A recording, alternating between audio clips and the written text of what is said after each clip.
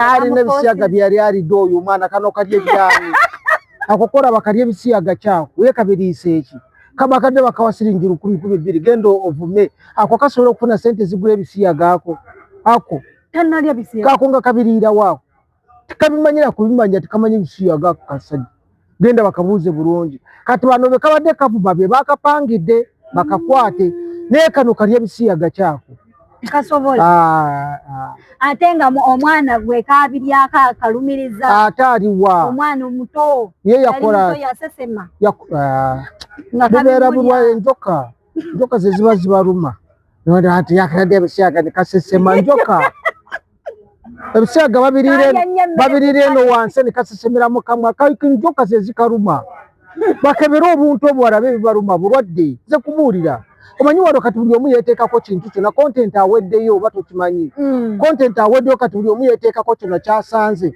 bandide ebisiyaga n'ensesema gasiya.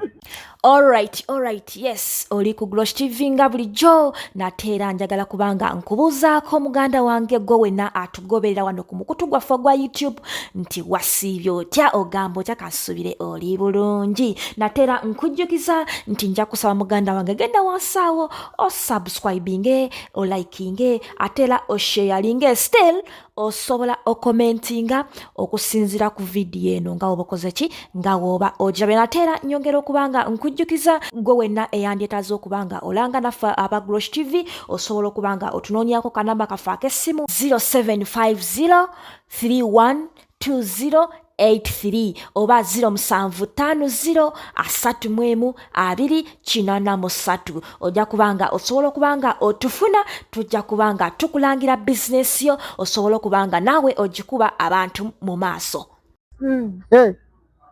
Nobwaba omusajja mwagale ng'okimanyi tojja kiwuliramu baba balogo nobwaba omusajja nga bamuzaala Masaka nga mukatujji nga bamuzaala Masaka bobayita bakusaaga abakatujji balogo ate nga be Masaka nze kubuulira amazima bali baveeko edogo balinona wali emitala wali Tanzania wali ubagera ne balinona balireeta misana tuku ate oba waliwo atambula ng'avuga emmotoka ng'alina emmindi bw'awanda mu ddirisa n'atuuka mu Bwera n'atuuka ku Gundu wali agenda okutuuka e Kampala nga kwegabannanga abantu naye kiki ndogo nze kankubuulire abantu balina okusalawo ekintu kimu era salawo obeere omulogo obeere omukkiriza kubanga kati we bituuse olabira ddala ng'abantu bakyakola bintu bitegeerekeka biri awo banaye temunkubira mulimu n'abantu nze benkooye ebintu bya mirundi egyo mirundi esatu. Ekisooka obulimbazi omuntu saagala nnyo omuntu kunimbaza ejjuli kankubuulire n'akusanga mu kkubo tugume ng'alaba n'obulwadde tukulaba nnyo tukwagala nnyo nkubiraako saa 8 n'omugamba nti ate nkubiraako gwe nakyenjagala okukola n'okuba saa 8 n'atakwata okuba 9 n'atakwata 11 n'atakwata saawa 2 ez'ekiro n'atakwata okitegeera ziba ziwera saa 9 ogw'ekiro n'asindika message badde mu meeting okiraba n'ogamba ono kitegeeza aŋŋamba mukubira enkya n'omukubira enkya saawa 3 n'atakwata saawa 6 n'atakwata 12 anti oba olowooza nti alimu amakulu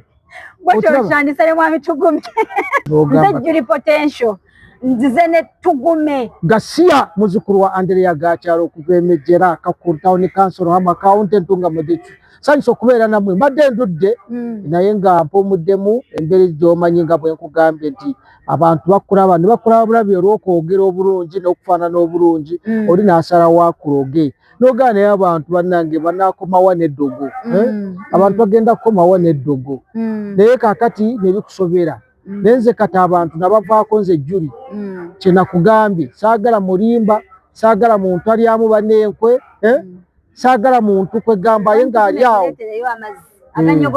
ereeta amazzi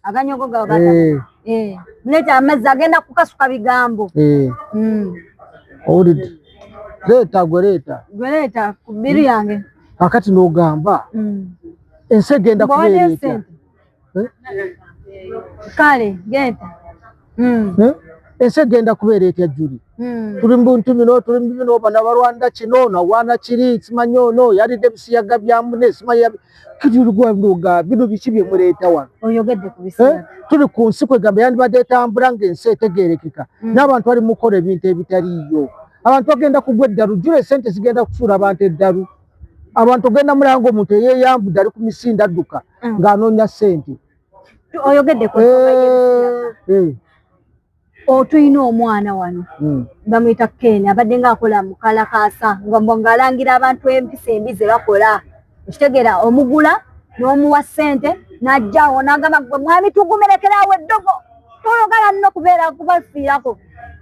N'amukwata asiyaga omwana w'abandi n'ekigambo ekyo kintiisa okukyogera. Omwana n'asesema ate mbu omwana wa ssomero. Twagala kubuuza omwami Balamu, Honorable Balamu this time around yakoze bambi ofisi ye yayise omuvubuka oyo n'amuinterrogatinga. Omuvubuka abadde ng'ajja abyegaana agambayo AI nze banpulantinga nzirerererere biki okitegeera. Kati n'amuyita n'amugamba ssebo ebintu bino bye nalabye bituufu si bituufu kaali kadde katandise okwegaana ne bakagamba ngenda leeta aba forensics. Ensonga eno oyinza gyogerako abaana abo anti tetubitegeere biki ebyo birimu byo ebintu ebyo bisiyaga nga biki bannange ogenda okulya nti gundi yasiyaga biki ebyo birimu.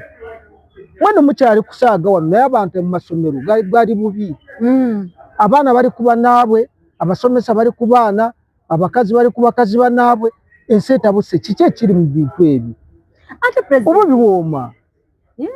Kati kakati kiki kubanga nze neebuuza omuntu omukulu oba omuntu otegeera odda otya ku muno ku musajja muno n'omutunuza mu mbuga ya sitaani oba ye naakutunuzaamu kifaanana kitya era okitandika otya.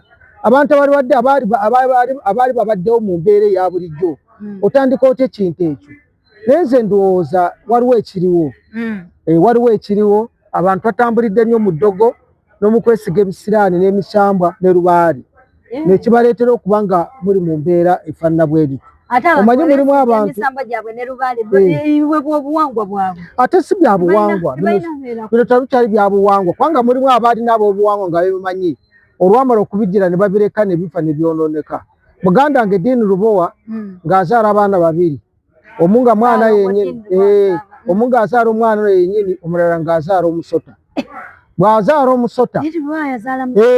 omusota era Saarongo wa misota bw'amala okuzaala omusota ng'ate guli omusota gwo nga bagusuula ab'omu ddwaliro Naarongo lwabazaala ng'ate bakwata guli omusota gwo nga bagusuula ye ng'asigaza omwana omu n'alema okukola ebintu by'alina okukola okutereeza mbu bwempulira kyekimutuusiza ne kaakati by'ebizibu by'alina.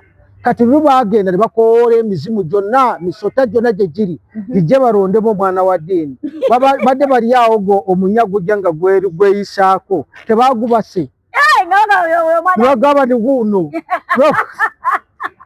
nga Diini bagikoledde wakulaga nti munya. Anti kye nabadde njagala okubuuza nabuuza ne ngamba nti ddala mu butuufu Diini mwandimulese ne yeetereeza ye kituufu omwana gwe yazaala musota aliwa nti baamusuula nti naye bagenzi bakola emikolo gino egyawana egya Buganda bwe bamaze okukola emikolo sumulula gwe wano waggulu olwamaze okukola emikolo nti ate baba bali awo ekiro omunya ne gujja ne bagamba nti wuuno omwana wa Diini alabise engalo ne zivuga ne bakwata ne basiba baasibye ne basiba obuguwa ne batwala eyo nenga ndeye kakati ekindeetedde kwogera ebyo byebino ebigenda mu maaso bino baga nti Diini ekyamuleetedde obuzibu nti ye mwana we okuba teyamufaako baamuta naye kati olabira ddala nga waliwo ebintu ebigenda mu maaso ebitali bituufu ddala tekiyinza kubeera bwekityo ne kiba nga abaana abo baleka babazaala bali abnormal kyogezaako kugamba anti kati tebitegeerekeka kyekireese ebyo byokutandika abantu okutandika simanyi byebisiyaga tukole biki si bintu bya bulijjo. Omuntu omulamu tasobola kuzaala musota ebisiyaga babiggyaveeyo mu bazungu. Kati nze sibitegeera nabitegeera generally kati ono omwana Balamu gwe yayise ate Balamu naye yabikoze bubi. Balamu si kooti balamusi alina okusalawo CID officer era teyabadde yagenda salawo yadda amubuuza ekituufu wabikola bamukwate era bamukutte ali ku CPS ate balamu talimanyirivu kubuuliza ku muntu alidde ebisiyaga yinza n'expert si bwe bakola naye kenyini byakoze tebiriiyo okitegeera kati omwana oyo singa ne bwakkiriza bagamba yakkiriza out of duress bamufoosiize okukkiriza kubanga yabadde atidde ali maaso ga minisita abasirikale bajudde awo babadde ebya bulaaka abakiika twandimusobidde okukola ki kitegeeza omwana ono ayinza okuba talina na musango alina ebisiyaga byali alidde oyo omwana kano kalya ebyani akokola bakalya ebisiyaga kyako yekabiriisa eki kabakadde bakawa siringi 1,200 genda ovume ako kasobola okufuna sente zigula ebisiyaga ako tanalya bisiyaga kako nga kabiriira waako tikabimanyira kubimanya tikamanyi ebisiyaga kasajja genda bakabuuze bulungi kati bano bekabadde kavuba be bakapangidde bakakwate naye kano kalya ebisiyaga kyako kasobola ate nga omwana gwe kabiryako akalumiriza ate aliwa omwana omuto ye yakola yasesema bubeera bulwa enjoka ze ziba zibaluma ati yakadde ebisiyaga nekasesema njoka ebisiyaga babirire eno wansi nekasesemera mu kamwa njoka ze zikaluma bakebera obuntu obwalabe ebibaluma bulwadde ze kubuulira omanyi wano kati buli omu yeeteekako kintu kyonna content aweddeyo oba tokimanyi content aweddeyo kati buli omu yeeteekako kyonna kyasanze bandidde ebisiyaga n'ensesema gasiya ekitegeeza diwamingi gye yabadde kandi badde bakadiwaminga okitegeera ebisiyaga babirya mu kamwa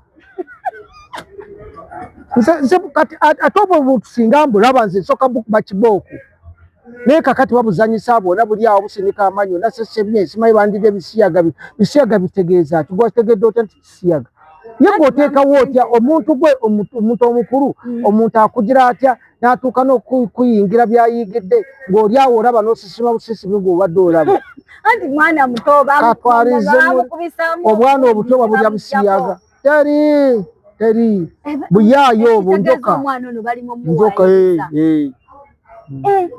bwengalo oyo ogenda guyingiramu omusango guno sijja guyingiramu kubanga ekisooka bye bakoze tibitegeera etteeka likugamba oyo abyogerako abisaasaanya abitambuza yena alina omusango kati nze mbeere ku ki naye ate bwe tutabyogerako ekyaddala gyebiri amasomero gaweddewo katyogera wano abantu ebintu bitabuse abantu batabuse anti kati oli omusanga ne mukazi munne beekiisinga bano beekomberera akitegeera so bwe tutakyogerako generation eno ento ejjalowooza byebyo naye nekireese n'ekyo kwegamba ensi olw'okuba nti etabuse abantu tebakyamanyi bigenda mu maaso bakola ebintu ebitasaana gwe yandibadde n'omusajja kati gwe giri nga bw'ofaanana tomulina tolina musajja nedda nze wogera amazima manyi nze kambabuulire olina chance yogera ku bantu mutwalo mulamba olunaku n'okusinga nawo naye toyogera mazima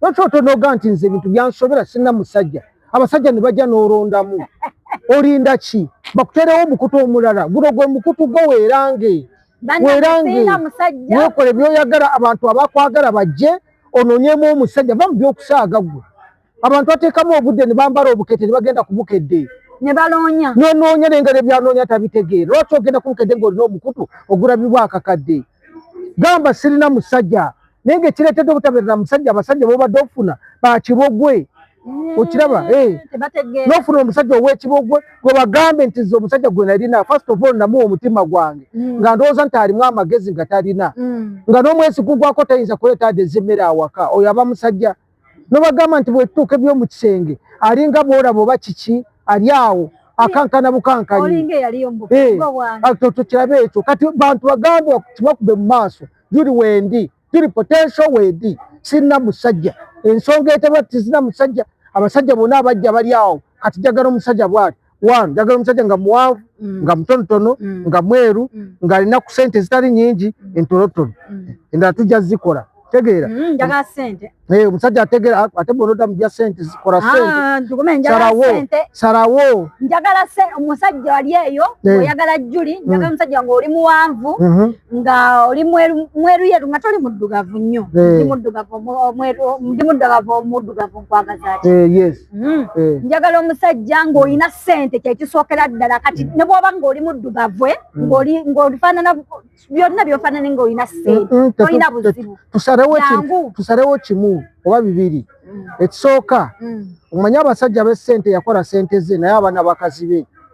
Oba okitegeera awo gy'olaga oddayo ogenda kuddayo eri gye wali eri anti ze kubuulira amazima nkubuulira amazima bw'osanga ng'omusajja emyaka 45 n'agamba sinna mukazi sooka weebuuze lwaki tamulina nga sente azirina abaddewo alabika bulungi n'agamba sinna mukazi abateeka okuba ng'alina obuzibu aliwo oba si kyekyo akulimba akati toddamu ebyo nze kojjaawo nze n'okukuwa amagezi kati nze kyengezako okugamba Juli mu byonna ekyatuleetedde ebyo lwakuba nti abantu batuuka okugendamu ebyo ebisiyaga nga bali so disappointed yes wafuna omusajja asooka n'atabaako wakutuusa bw'oba wawulira ng'otandise okuwuliramu akantu nga ye agwa wali bw'omubuuza obadde ki nti nkooyi n'ofuna owookubiri ye ate naaba nga talina nakasobola kukola yadde ogenda okutandika nsindika njake n'okwatirira n'ogwa ku kaswiki aba yakatandika bw'ati nakomaawo okitegeera kuga n'oba so disappointed n'abasajja omulala omulaba akwaniramu akamulamba n'olowooza nti alina bw'ali ogenda okugira bwoti okugenda ku programu ng'akantu kalinga bw'olaba akati k'ekibiri anti kyenkugambye nze kyekugambye wali tugenda kuddawo naye kireetedde obuzibu abantu bali so disappointed okitegeera omuntu gw'obadde osuubira okubaamu ekyamagezi anti naye bali disappointed ate bafunamu ki akati gwe omukazi ku mukazi olowooza afunamu ki olaba ne ku musajja ono owakabiri ti temuba ate atalina olowooza mubaamu ki so tubuli kirimu abo bonna bagasiya olina okwetegereza Juli mu bintu by'oba okola manye ekyokukola n'ekirala mwegendereze ennaku zino omuntu asobola kukusibako ekintu nga tokirina n'akusibako n'agamba Juli oyo oba olaba alina omusajja wange amwagala era kakati n'akutwala ne ku poliisi mugenda okumaliriza byonna ng'erinnya lyo likoze eki nga lyonoonese so mwegendereze abantu kyekimu ne baana bagamba balidde ebisiyaga bakoze eki ebisiyaga tewali abimanyi bali bwe bitambula naye kati abantu bagenda bagamba abantu gundi yalidde ebisiyaga sibayi yabindidde n'ensesema sisema genda oseseme ye kati ono gwe balidde yansesema lwaki yali ajja anti kati kyetubuuza ye gwe ebikintu ekikusesemya kiki kiki ekikusesemya olabira ddala ng'abantu bakola ebiddalu ditali mu magezi teri nze kugambye teri obuyoka genda omira eddagala eya deworming ojja kutereera todda kugamba ku bantu nasesemye sesema gasiya genda oseseme gwe nakasoosa okulaba awolereza Ken Mukalakasa Ken Mukalakasa kasajja katubakaleke tekalina bye kaalidde tekaliiyo abasajja 9 nga bavubuka baba mu kanisa Kayanja bagamba Kayanja abali naye butuufu Kayanja nga bw'omulaba omusajja nga bw'omulaba eyeetengeredde alina mukazi we Jessica Kayanja gwabadde neepangadde gamba azenga supporting obufumbo bwagatta abantu emigeto ojjukira abo be yagattanga nakola embaga nga kikulu ku kyaki ye zabwerere kati ate omuntu agatta abafumbo ate yadda ku buvubuka bwonna obufaanana bwe buto n'abulya ebisiyaga ne busesema ye bunda busesema nabwo bwasesema nga 5 bwasesema bulinda mwegunde eyo ntibusesema naye nga Kayanja kati olaba Pastor Kayanja kituufu singa abirya asobola okukusesemya ye otundula gundi figa nogamba ono nga yankwatisa bulungi sesema naye tabirya ate n'olwo naye bamuwayiriza bagezaako okuleetawo embeera okiraba kati ekitegeeza omwana ono Balamu kyeyakoze okumugira alinga yamufoosinza anti kakati Balamu kyeyakoze ekipolomootinga bisiyaga okwata omuntu n'omuteeka ku TV n'otandika okumubuuza ebintu ebikwataganya n'ekintu ekyo obanga anti abadde ayagala balaga nti kino kintu kibi talina byalaga abaana abato temudda talina byalaga kati yakoze ki ajja kuvaayo ate poliisi kooti ajja kuvaayo bagenda muleeta mu kooti ajja kuvaayo balina obujulizi gundi alina obujulizi bakubye okusesema eyo nze kugambye ebyokukkiriza oli bakufoosinga ne bakufoosinga ne bakwogeza ekintu kyotalina kwogera ekivaamu nga byebyo olwo ng'otandika okukola ebyo omuntu okusesema tekinawo kikwatagana n'okumulya ebisiyaga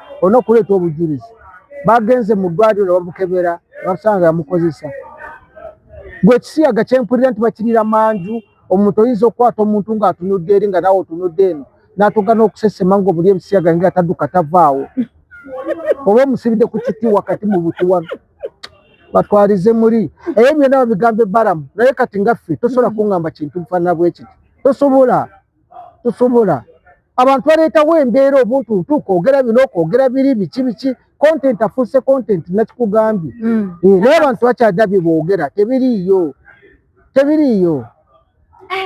mukalakasa bamuleka agenda akola emirimu gye ate n'abadde yafunye emirimu ssebo abadde akola abadde muvumi mulungi kadde kavuma kwekubeera nga bakawayiriza bino kadde kavuma naye kati tebakafiiriza kuba kati ssaawa zino wakyaliwo kiraya nti ayinza okayita kafiirwe ye gubadde mulimu kyogo gwe omulimu gwokera n'owa mutabaniwo naye nga temusaasira nako bakayambye kadde kanoonyeza akawunga kafunye akawunga kabwere kusipesi tebali akawunga naye gomanye abantu abaagala genda mukomera bafundi kyokulya ate nze tuvume kyali muleveezo nze ewange ndi akawunga sikyakalya nsobola kulya akawunga ewange naye kati abantu abanoonya akawunga banoonya okukola ki bangi bandyagadde okgenda mukomera bafune akawunga kukira ekikeni abadde akozeemu ssente ngayafuna n'akamotoka nze ebyo neze nokubuulira nze emmotoka kati ekintu ekyeri kiipu nyoza emmotoka nobweba nakakadde ogula emmotoka tokimanyi emmotoka mpitirivu nnyo zijjudde tebanana bazigula zijjudde mu bibanda ezakadiwa ezakolaki eziri mu garagi zijjudde awo gwegana ne sente zakakadde olaba otaaveeyo n'emmotoka emmotoka si kyekikulu ensonga eno eya pasita Kayanja ogyogeddeko bano abaana wafolowingako kwogwa omusango mbadde nkufolowinga abo abaana abamuwayiriza omwenda byakomekereza bitya kuba abantu baagala kutegeera kuba this time around pasita Kayanja yavuddeyo n'aloopa n'agamba nkooyo abantu enough is enough nkooyo abantu okummanyiira ne balyonoona erinnya lyange obudde bwonna Bishop Kiganda agendayo omulundi ogwasooka agenda wani Bishop Kiganda agendayo munda awayiriza pasita Kayanja omulundi ogwasooka pasita Kayanja bwe bamwogerako n'alongooza poliisi ya Old Kampala ne poliisi endala zonna azikuba langi era ne bikomaawo yakola innovation bwe mba kyemwogeddeko teyakikola mpaabiri baawuloopa omusango ku Old Kampala omusango gugamba nti yabatwala ekiryandongo n'abali ebisiyaga n'awalala wonna bwe yakimanya n'ajja ku Old Kampala awo n'ayogera n'abakungu ba poliisi ekyavaamu yakola renovation bane Old Kampala yanyirira zonna poliisi n'azirongoosa omusango gwakomaawo teyagenda mu kooti omulundi ogwokubiri ne bajja ne bamuloopa bane omusajja atulya ebisiyaga bwe yagenda ye kye yakola yakwatagana n'abapoliisi ate omusango ne bagutaaninga Guinness bali musango gubamuloopera ogw'ebisiyaga n'amaliriza nga abaloopye defamation okumwogera kw'amafuukuuro byagenze okwetoolera bwe biti abapoliisi ne bakola research bakola buli kimu okukakana ng'omusango gugamba nti Kayanja alina okwewozaako yandiba nga yabikola ki yabikola waliwo omunnamawulire yagendayo amubuuze ku nsonga ezo kakati bamala okwogera munnamawulire n'amusaba nti nzikiriza njogereko ne Jessica Kayanja kyeyakola yakwata mu gundi bwati n'ajjayo pawundi 14 n'aziwa munnamawulire n'amusiibula teyaddamu twebuuza gw'atanakyomanyi 14 wawazaaki pawundi ogimanyi pawundi emu eri mu siringi 14,800 kakati yamuwa 14 4,000 pounds ze yamuwa lukumi lwa paundi lulimu milioni 4 milioni 4 mu 8 milioni 4 emitwaro 48 kati 10,000 lukumi lulimu lukumi lulimu milioni 4 mwe mitwaro 8 kati yamuwa 10,000 kumpi ze milioni kumpi zigenda 16 yamuwa zaki baba tabikora yamuwa zaki nze nebuuza bwebuuza